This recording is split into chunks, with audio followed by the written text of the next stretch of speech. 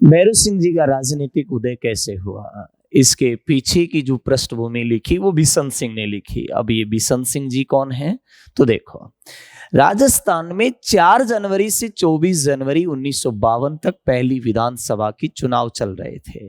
चुनाव से पहले 1951 में राजनीतिक दल अपने अपने प्रत्याशियों के चयन करने में जुटे हुए थे और इसी दौरान राजस्थान में जनसंघ का काम देख रहे थे लाल कृष्ण आडवाणी जी।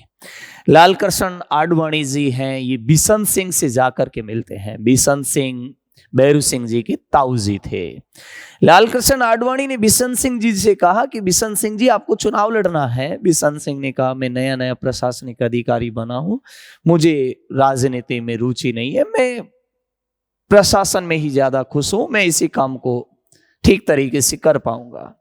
लेकिन मैं आपकी समस्या का समाधान करता हूं कि मेरा एक भतीजा है भैरू सिंह, जो घर पे ही रहता है, जो चुनाव लड़ लेगा, कोई दिक्कत नहीं है। कहते हैं कि बिशन सिंह ने आडवाणी जी से मिलवाया भैरू सिंह जी को और भैरू सिंह जी को चुनाव लड़ने के लिए कहा। भैरू सिंह जी ने हामी भर दी।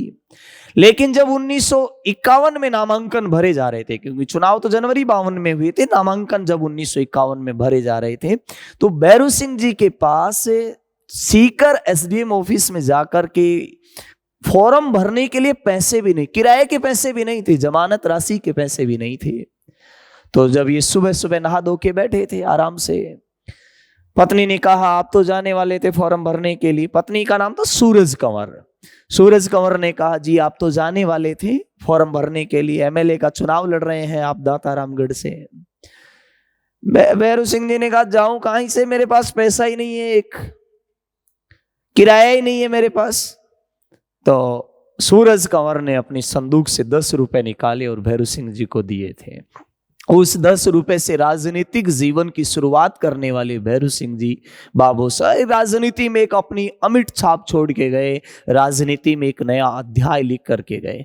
कहते हैं कि इन्हें कभी भी जाति की राजनीति नहीं की, जातिवाद की राजनीति से ये कभी भी लगाव नहीं रखते थे। हाँ, इनको लेकर इनके जीवन में घटना जरूर हुई जब ये युवा अवस्था में थे। उस दौरान ये जब छात्र जीवन में थे, उस दौरान तो ये कृषि विज्ञान के एक छात्र थे, लेकिन उसी दौरान 1940 में इनके पिता का देहांत हो गया था। जब पिता का देहांत हो गया तो उनके स्थान पर इनको अनुकंपा नियुक्ति मिली थी और जब अनुकंपा नियुक्ति मिली, पुलिस में ये नौकरी करते थे, लेकिन थोड़े सा यूं कहें जवान खून था, थोड़ी सी गलती हो गई। गलती दरअसल ये हुई कि अपने दोस्त भवानी सिंह, बलवंत दान कविया और फतेह सिंह शेखावत के साथ इस सीकर में हरदयाल टॉकीज में फिल्म देखने गए थे। उस समय सीकर में सिनेमा हॉल हुआ करता था जो पुरोहितों से संबंधित था, हरदयाल टॉकीज करके ऐसा कोई नाम था।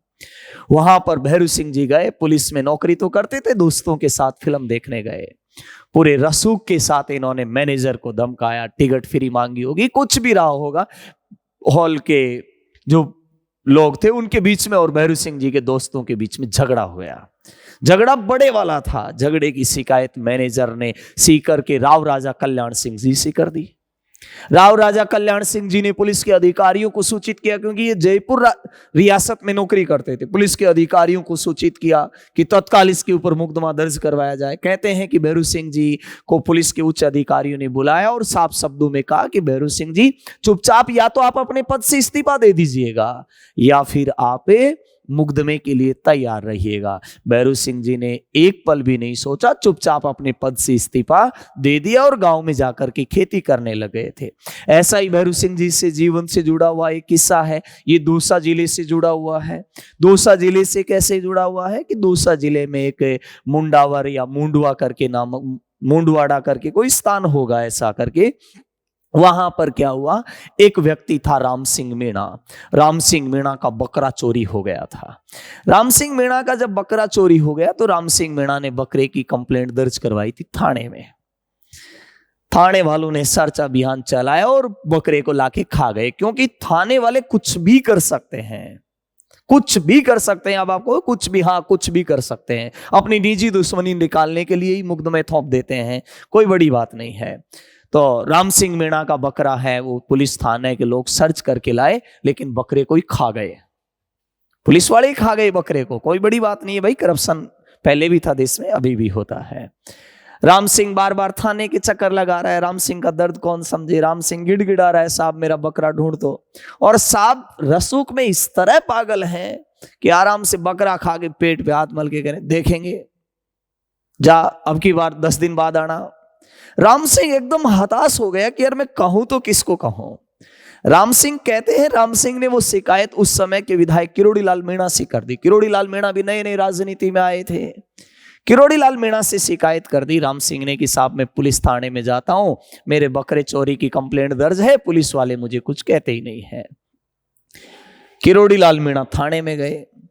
पुलिस वाला को लगा कि यार यहां पर मामला राजनीतिक हस्तक्षेप बड़ा हो सकता है, राजनीति का हस्तक्षेप हो जाएगा, राजनीतिक तुल पकड़ जाएगा, कहीं ना कहीं नुकसान हो जाएगा। तो पुलिस के उस थानेदार और किरोड़ी लाल मीणा के बीच में एक समझौता हुआ। 2700-2800 रुपए पुलिस वाले देंगे राम सिंह को बकरे के एवज में, और कहा गया कि आप 4-5 घंटे बाद आइएगा और बकरे के पैसे ले जाइएगा। 4-5 घंटे बाद 4-5 लोग गए बकरे के पैसे लाने के लिए। कहते हैं थानेदार ने अपनी रसूख दिखाई और बंदूक तान दी किरोड़ी लाल मीणा पर। हाथापाई की नौबत तक आ गई। किरोड़ी लाल मीणा ने भी सोचा ये आधुनिक राजस्थान में एक बड़ा गजब का नेता है ये। इसने आओ देखा ताओ 2 मिनट भी नहीं सोचा, चुपचाप, उस समय गाड़ी वाड़ी थी नहीं इनके पास, सीधा राजस्थान रोडवेज में बैठे और पहुंच गए। कहां पर? जयपुर में। जयपुर में आकर के भैरू सिंह जी को कहा कि बाबू साहब आपने तो हमें सिखाया भ्रष्टाचार से लड़ना है, लड़ू काहे को, इधर तो पुलिस वाले राम सिंह का बकरा खा गए, मैं किससे लड़ूं? मैं गया तो पुलिस वाले ने मेरे ऊपर बंदूक तान दी है। भैरू सिंह जी ने उनकी बात को विनम्रता पूर्वक सुना। सुन करके अपने आसपास के लोगों को आदेश दिया कि एक बस बुलाओ जल्दी से।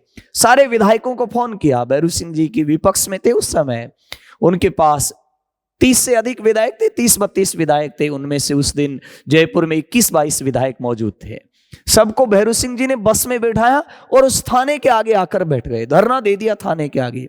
पूरा थाना सस्पेंड किया उन्होंने। उस समय वो थाना क्षेत्र सवाई माधोपुर जिले में आता था, दौसा जिला नहीं था, दौसा तो 90 के बाद बना है। तो सवाई माधोपुर के कलेक्टर और एसपी को भी हटना पड़ा था इस घटना के बाद। और जो आज के नेता जातिवाद का ढिंडोरा पीट रहे हैं, उन्हें इन नेताओं से सीखना चाहिए। अगर वो नेता जातिवाद करते तो आप कल्पना करिएगा, उस थाने का थानेदार तो राजपूत जाति का था, भैरू सिंह जी उसका पक्ष ले लेते, काहे को उस थाने के आगे धरने पर बैठते। किरोड़ी लाल मीणा अगर पक्ष लेते तो चोर उन्हीं की जाति का था, वो काहे को पक्ष लेते उनका।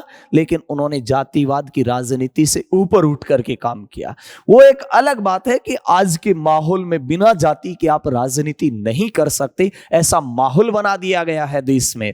लेकिन सच्चाई यही है कि जो पूर्व के नेता हैं उन्होंने जातिवाद से ऊपर उठ के काम किया है।